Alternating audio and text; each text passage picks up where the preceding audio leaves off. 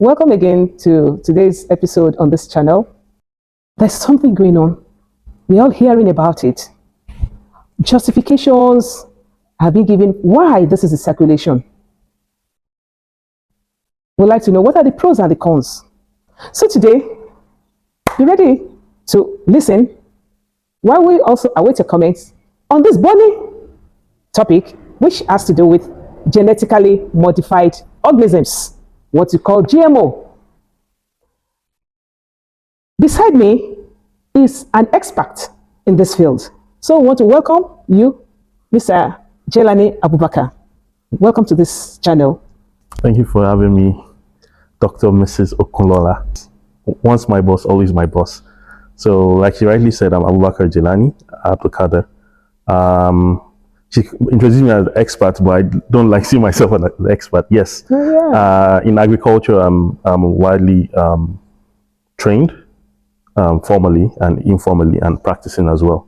In the standardization aspect, so I'm as well consider myself competent, but not an expert per se. I just want to thank you once again for inviting me over. When I got your call, it was indeed an honor. And straight to it, GMOs. Yes, there's a buzz around it. And I've been opportune to interact with fellow experts and also even engage with top tier bio production companies while I was in Japan. And GMO is not as much as a feared substance as it is here in Nigeria. But I will try to say why that is and what exactly it is. In Nigeria, most of us don't really know what GMO is. We just say, oh, GMO. It's like a new phase statement to most people. People are just hearing it for the first time. Some probably have been hearing for a while. But what exactly is it? So, like she rightly said, because she's the expert for saying it clear as it is, genetically modified organisms. So there's GMM, genetically modified microorganisms. There's genetically modified food, GMF. But all of these are organisms in a way, be it plants or animals. And from scientific point of view, we need to understand how long has this been in existence and what exactly does it entail. So every creature, man, animals, plants, are made up of a basic building block, just like you see here. It's made up of bricks. So there are substances called genes that are embedded in every organism.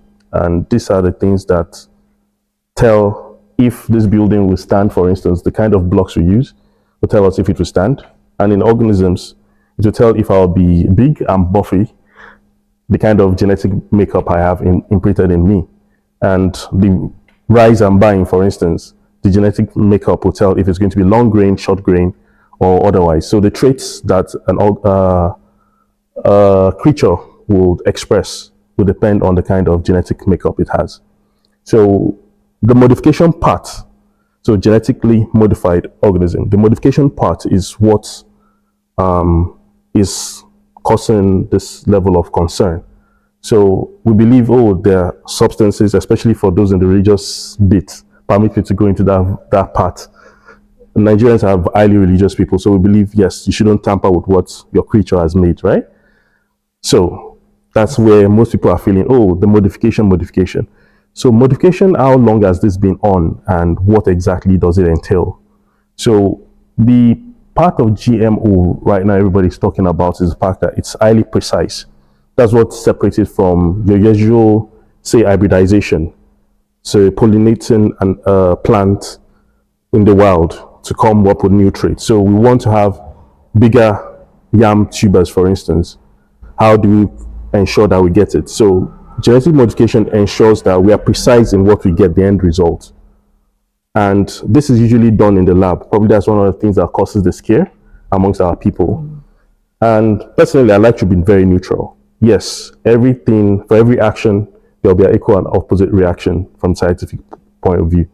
But in terms of what we eat, we should look at what are the benefits we want to get. Is it more nutrition? Is it you want it more nutritious from the food nutrition point of view? Do we want it to be able to grow faster because we have shorter rainy season, for instance, now? or do you want to be drought tolerant? For instance, right now it's very sunny here in Nigeria, and we don't know next week now we might have an intense level of flooding and rainfall. So the uncertainty in terms of climatic variables are some of the things that has brought about the modification of especially crops, because that is where most people are concerned about.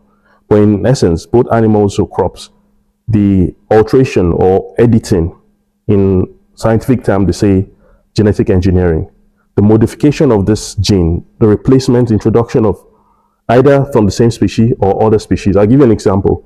There are some bacteriums that are introduced into, say,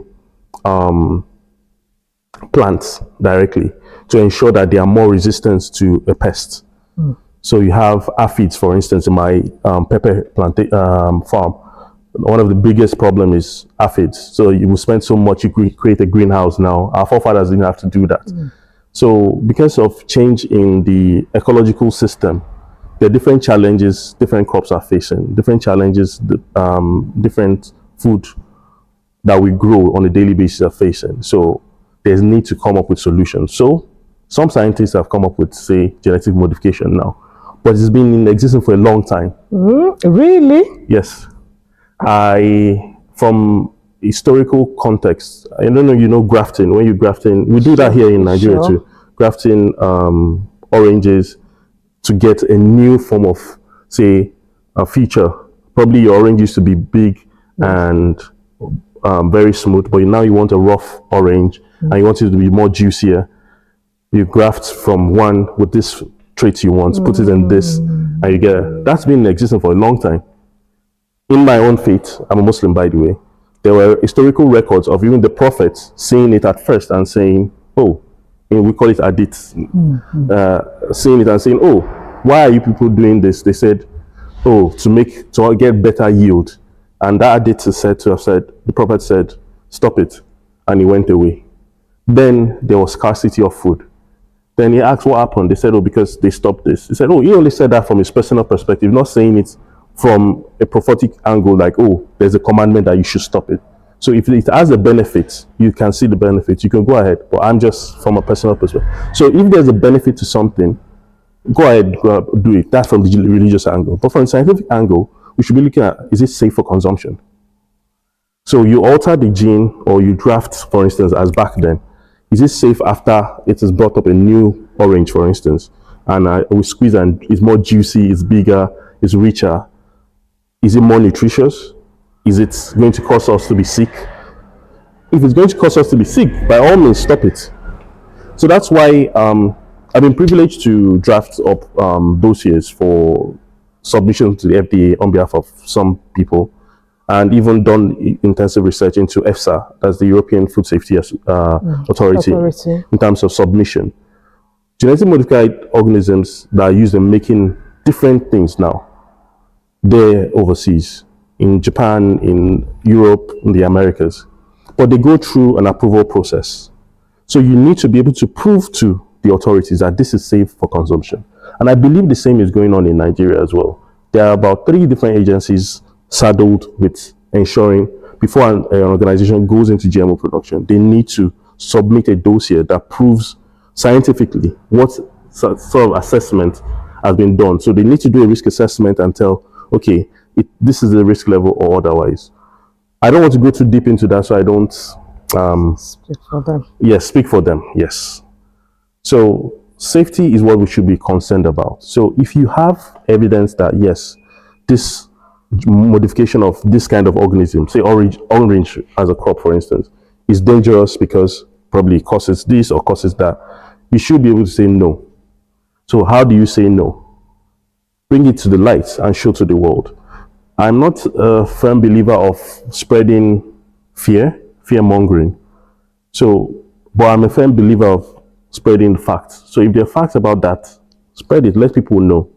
But I would like to say this, when it comes to genetically modified organisms, it's more precise because the targeting of the DNAs, the codes that make up the genes is much more precise. Can you speak for okay. common man to okay. have the understanding. Yeah. So I made mention of the gene being the building blocks of Yes. every organism. Yes. So if we want this structure, for instance, to be a cone in terms of what it looks like, that means the blocks need to be built in such a way that it comes at the edge, there are slopes. So you form a cone for the building. Yes. The same applies for plants, for instance. If you want it to be drought resistance or flood resistance, my thesis was actually on flood resistant rice varieties.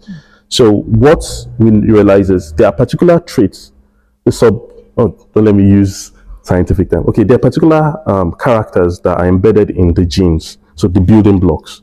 So those characters help to determine which rice will be resistant to. But we've learned from the competent authority that has explained the basics that will guide our understanding of what GMO is. And we have learned that GMO is not a new thing. It has been from the beginning in the past, and it is religiously supported. And that GMO is for our own benefit. We've also learned that there are regulatory bodies that are saddled with regulating anything that has to do with GMO. Please stay tuned for the next episode. This continues in our next episode.